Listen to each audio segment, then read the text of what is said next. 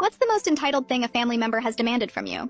After 7 months of failed attempts, my husband Kyle and I announced that we were finally pregnant. Everyone erupted with cheers, except for my sister Jacqueline, who smashed her wine glass against the marble counter. "How dare you!" she shrieked. "You know how long I've been trying for a baby. I deserve to be the first." Mom tried to tell her 19-year-olds aren't ready for a baby, but Jacqueline refused to back down. She grabbed her purse, then dramatically stormed out yelling that I better abort my baby within 1 week, or else she's getting the police involved. The next morning, she showed up at our door with printed pages from abortion clinics, shoving them into Kyle's chest while he was still in his boxers. "I made appointments for her at 3 different places," she announced to our entire cul-de-sac. "She just needs to pick one." When Kyle tore up the papers, she called the whole family demanding an emergency intervention. That Sunday, 23 relatives crammed into Mom's living room, while Jacqueline stood at the fireplace like she was delivering a TED Talk on why I was destroying her life by having a baby first. She actually had a PowerPoint. Our Uncle Jeffrey, who's a lawyer, finally told her there's no legal precedent for forcing someone to abort because you want to be pregnant first. She pointed at me with tears streaming down her face and said if I didn't terminate by Monday, she'd never speak to any of us again. But we called her bluff, and all 23 of us told her, "See you, Felicia." She actually left sobbing, and we didn't hear from her for a long time. And then, 7 months into my pregnancy, we were having our baby shower when the door flew open. It was Jacqueline. She walked in with her hand on a massive belly, wearing a shirt that said, "First grandchild loading." Everyone went silent. Mom dropped her cake knife. "Surprise! I'm almost due," she announced, spinning around so everyone could see. "I got pregnant right after that horrible meeting where you all betrayed me. I'm 10 weeks away from giving birth."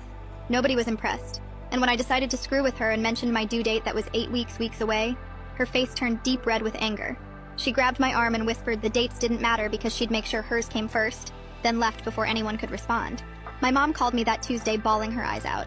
She'd found out from Jacqueline's roommate that Jacqueline had been taking black market labor induction substances she'd bought from some website in Romania, risking her baby's life to deliver before me. Now, Jacqueline was in the ICU, but not because of the substances. Turns out, Jacqueline had found some girl on Craigslist whose mother used to be a midwife in the Philippines, and paid this girl to perform a C-section in her living room. The girl kept refusing, saying Jacqueline was only 31 weeks. But my sister threatened to do it herself with kitchen knives if she didn't help. They used box cutters sterilized with vodka. Jacqueline lost so much blood that her neighbor saw it seeping under the apartment door. The baby somehow came out alive, but he was purple and barely breathing. They both nearly died in the ambulance.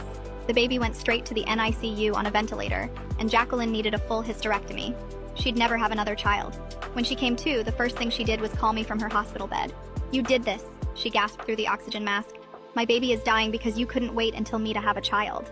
The craziest part about all this is now that she was fighting for life, suddenly the family was split down the middle. One half thought she'd lost her mind, but the other actually thought I should have delayed announcing my pregnancy to spare her feelings. One aunt even said I should have just aborted. But everyone agreed on one thing: we all needed to be there for the sick baby. My own pregnancy became pushed to the side. I didn't mind much though. My baby was mine and my husband's, not my mom's. It just sucked how anytime I mentioned anything exciting, the conversation got redirected. 3 days before my due date, I was admitted for monitoring. Jacqueline's baby was still critical. The doctor said the next 48 hours would determine if he'd survive. The scariest part was that I could see her through my doorway, standing in the hall between the NICU and maternity ward. And she wasn't looking at the rooms or the nurses passing by. She was staring directly at my belly with an expression I'd never seen before. Tomorrow morning, they're inducing me. Jacqueline knows the exact time. She's been asking the nurses questions about the delivery room locations and whether they ever leave babies unattended. The NICU is 1 floor below maternity. If her baby doesn't make it through the night, I don't know what she'll do when mine is born healthy in the morning. The clock showed 3 a.m. when I woke up to Kyle's voice in the dark, already talking to someone on his phone about Jacqueline asking the nurses where babies get taken after delivery. He was pacing by the window, explaining how she'd been watching the hallways and timing how long nurses stayed in each room. The charge nurse on the other end promised to add a special security code to my chart right away and alert the whole night shift. Kyle wasn't satisfied though, his voice getting louder as he demanded specific names of who would protect us and exactly what they'd do if Jacqueline tried to get near our baby. His hands were shaking as he wrote down names on the hospital notepad, asking about door locks and panic buttons, and whether security could physically stop someone from entering our room. The nurse kept trying to calm him down, but Kyle wanted a meeting with hospital security before my induction started at 8 a.m. Within an hour, Francis Bergman showed up at our door wearing a security supervisor badge and carrying a thick folder of protocols. He walked us through every single safety measure they had, showing us pictures of the electronic badges that tracked everyone's location, and explaining how the infant security tags would trigger an automatic lockdown if anyone tried to remove them or take a baby past certain doors. Francis took out his phone and had me send him the clearest photo I had of Jacqueline, so he could distribute it to every security guard on every shift with instructions to watch for her. He showed us the dedicated officer assigned to the maternity ward and gave us his direct number, promising someone would check on us every hour once labor started.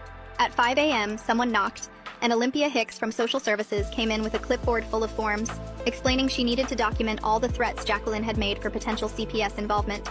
She sat in the uncomfortable visitor chair asking detailed questions about every interaction, every threat, every time Jacqueline had mentioned our baby, while I felt my face burning with embarrassment at having to tell a complete stranger about my family's mess.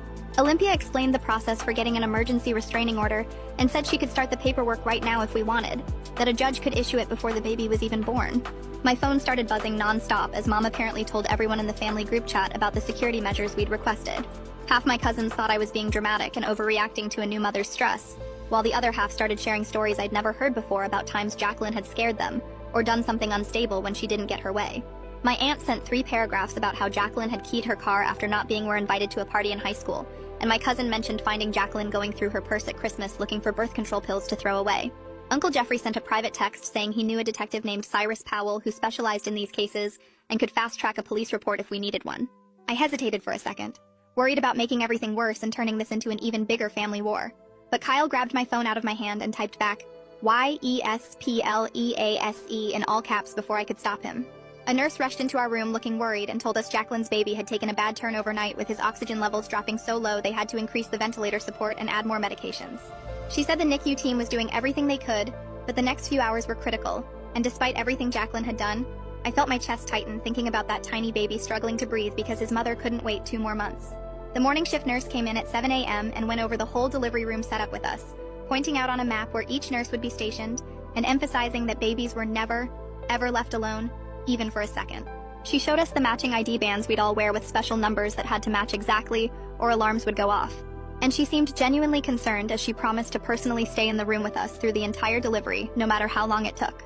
I grabbed a piece of paper and wrote down exactly 4 names of people allowed to visit us: Kyle, Mom, Uncle Jeffrey, and Kyle's mother, then handed it to Francis along with very specific instructions that nobody else should even be told what room we were in or whether the baby had been born yet. Francis took the list seriously, making me initial next to each name and asking for physical descriptions of each person so his team could verify identities before letting anyone through. Kyle pulled me into the bathroom and closed the door, his whole body shaking as he admitted he was terrified he'd freeze up if Jacqueline actually showed up during delivery, that he wouldn't be able to protect us when it really mattered. He kept saying he should be stronger, should be ready to fight, but all he could think about was how he'd failed to see this coming and stop it before it got this bad. We held each other in that tiny hospital bathroom, promising we'd protect each other and our baby, no matter what happened, and I could feel his heart racing against my chest as we both tried not to cry. The bathroom door opened, and Francis was standing there with his clipboard, telling us that Jacqueline had just tried getting past the main security desk using a visitor pass from yesterday. She told the guards she needed to check on her baby, but they recognized her from the photo I'd given them earlier and walked her straight back to the NICU waiting area with a warning about restricted access. Francis said she kept arguing with them the whole way, insisting she had a right to see me since we were sisters, but they held firm and told her one more attempt would mean removal from the hospital completely. Kyle squeezed my hand harder as Francis explained they'd now stationed someone specifically to watch for her near all the maternity ward entrances. I could barely process what Francis was saying because Olympia knocked and came in right behind him with a stack of papers that looked official and scary. She sat on the edge of the hospital bed and started filling out forms for mandated reporting, explaining that every threat Jacqueline had made against my unborn child was going into an official record that would trigger automatic CPS review once the baby arrived. Her pen moved quickly across the pages as she asked me specific dates and times, and I watched her write down everything from the wine glass incident to the abortion clinic papers to yesterday's hallway staring. The paperwork felt both reassuring and deeply sad because this was really happening. My own sister was documented as a threat to my child. Olympia kept her voice calm and professional, but I saw her jaw tighten when I described how Jacqueline had grabbed my arm at the baby shower and whispered about making sure hers came first. She made copies of everything and handed me a case number, explaining that this would follow Jacqueline even after she left the hospital and create a paper trail if anything else happened. Mom showed up while Olympia was still there, looking like she hadn't slept in days, and she started crying the second she saw all the official paperwork spread across my bed. She kept saying she was sorry for all the family pressure and how some relatives were taking Jacqueline's side. But then in the same breath she said she couldn't choose between her daughters and hoped I understood. I told her she didn't have to choose. She just had to respect my boundaries and keep Jacqueline away from us. And she nodded, but I could see in her eyes that she didn't really get it. She kept looking at the CPS forms like they were weapons I was using against Jacqueline instead of protection for my baby. My phone rang and it was Detective Cyrus Powell, Uncle Jeffrey's contact, calling to confirm he was opening an investigation into the illegal surgery and needed details about any threats Jacqueline made before or after the home's